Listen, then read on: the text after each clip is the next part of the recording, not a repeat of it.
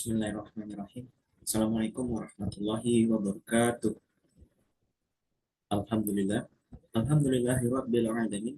Wassalatu wassalamu ala asrofil anbiya'i wal mursalin wa ala alihi wa sahbihi ajma'in. Amma ba'du. Yang saya hormati Dr. Wilmy Eka Putra, SE, MSI, CATNA, CSLS, selaku dosen pengampu mata kuliah Akuntansi Syariah.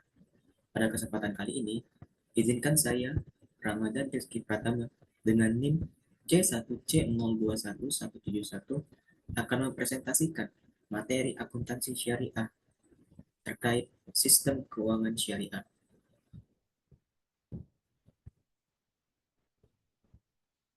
Masuk ke materi pembahasan yang akan kita bahas pada kali ini, yaitu yang pertama, konsep menjaga harta kekayaan.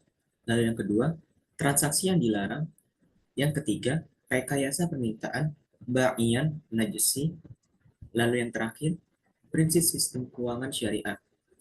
Langsung saja kita masuk ke materi pembahasan. Konsep menjaga harta kekayaan. Menurut Islam, kepemilikan harta kekayaan pada manusia terbatas pada kepemilikan kemanfaatannya selama masih hidup di dunia, bukan kepemilikan secara mutlak. Saat ia meninggal, kepemilikan tersebut berakhir dan harus didistribusikan kepada ahli warisnya sesuai ketentuan syariah. Yang kedua, konsep menjaga harta kekayaan perolehan harta.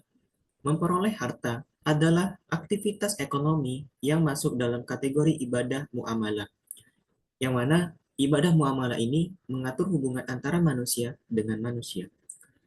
Kaidah fikih dari muamalah adalah semua hal semua halal dan boleh dilakukan kecuali yang diharamkan atau dilarang dalam Al-Quran dan As-Sunnah. Konsep menjaga harta kekayaan.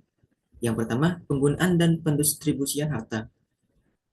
Pada poin pertama, tidak boros dan tidak kikir dalam penggunaan dan pendistribusian yang dapat di, dibatasi dalam batas kewajaran. Lalu yang kedua, memberi infak dan sedekah. Yang ketiga, membayar zakat sesuai ketentuan peraturan keagamaan. Selanjutnya, memberi pinjaman tanpa bunga atau qardul hasan. Yang terakhir, meringankan kesulitan orang yang berutang. Yang kedua, akad atau kontrak atau transaksi. Akad dalam bahasa Arab yang artinya yaitu al-aqd, jamaknya al-uqud, yang berarti ikatan atau mengikat, al-rab. Menurut terminologi hukum Islam, akad adalah pertalian antara penyerahan atau ijab dan penerimaan dan qabul yang dibenarkan oleh syariah yang menimbulkan akibat hukum terhadap objeknya. Menurut Gufron Mas Adi 2002. Yang ketiga, jenis akad. Jenis akad terdiri dari dua, yaitu akad tabarru dan akad tijarah. Transaksi yang dilarang. Semua aktivitas bisnis terkait dengan barang dan jasa yang diharamkan Allah, yang terdiri dari riba. Riba ini merupakan transaksi yang tidak adil dan mengakibatkan peminjam jatuh miskin karena dieksploitasi, karena riba mengambil harta orang lain tanpa imbalan. Lalu yang kedua, penipuan. Penipuan terjadi apabila salah satu pihak tidak mengetahui informasi yang diketahui pihak lain dan dapat terjadi dalam empat hal, yaitu dalam kuantitas, kualitas, harga, dan waktu penyerahan. Yang ketiga, perjudian. Transaksi perjudian adalah transaksi yang melibatkan dua pihak atau lebih, di mana mereka menyerahkan uang atau kekayaan lainnya. Kemudian, mengadakan permainan tertentu, baik dengan kartu, adu ketangkasan, kuis SMS, tebak skor bola, atau media lainnya. Pihak yang menang berhak atas hadiah yang dananya dikumpulkan dari kontribusi para pesertanya, atau yang disebut dengan pemainnya. Selanjutnya, gharar. Gharar terjadi ketika terdapat incomplete information, sehingga ada ketidakpastian antara dua belah pihak yang bertransaksi. Ketidakjelasan ini dapat menimbulkan pertikaian antara para pihak dan ada pihak yang dirugikan. Selanjutnya, ikhtiar. Penimbunan adalah membeli sesuatu yang dibutuhkan masyarakat. Kemudian mereka menyimpannya sehingga barang tersebut berkurang di pasaran dan mengakibatkan peningkatan harga yang terjadi di pasar. Selanjutnya, monopoli. Monopoli biasanya dilakukan dengan membuat entry barrier untuk menghambat produsen atau penjual masuk ke pasar agar ia menjadi pemain tunggal di pasar dan dapat menghasilkan keuntungan yang setinggi-tingginya.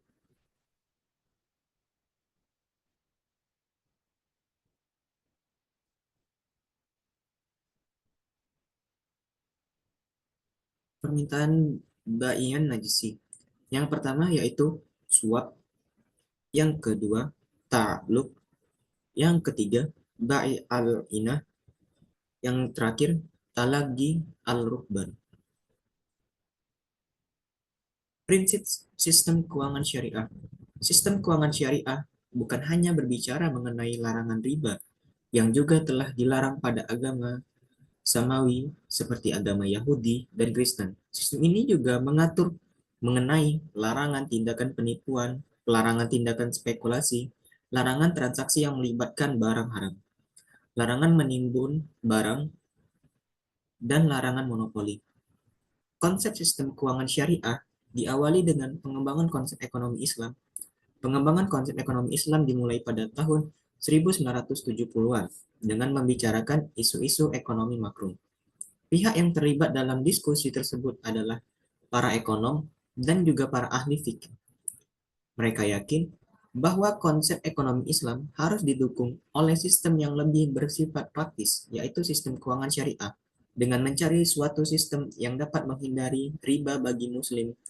Titik usulan yang muncul pertama kali adalah sistem kerjasama untuk membagi laba rugi yang diperoleh dan kegiatan usaha. Berikut adalah prinsip sistem keuangan Islam menurut Zamir, Iqbal, dan Abbas Mirakhov 2008. Yang pertama, larangan riba.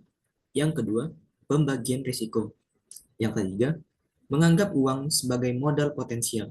Yang keempat, larangan melakukan kegiatan spekulatif. Yang kelima, kesucian kontrak. Yang keenam, aktivitas usaha harus sesuai dengan prinsip-prinsip syariah. Mungkin hanya itu yang dapat saya sampaikan pada kesempatan kali ini. Terima kasih untuk teman-teman atas perhatiannya. Saya akhiri. Wassalamualaikum warahmatullahi wabarakatuh.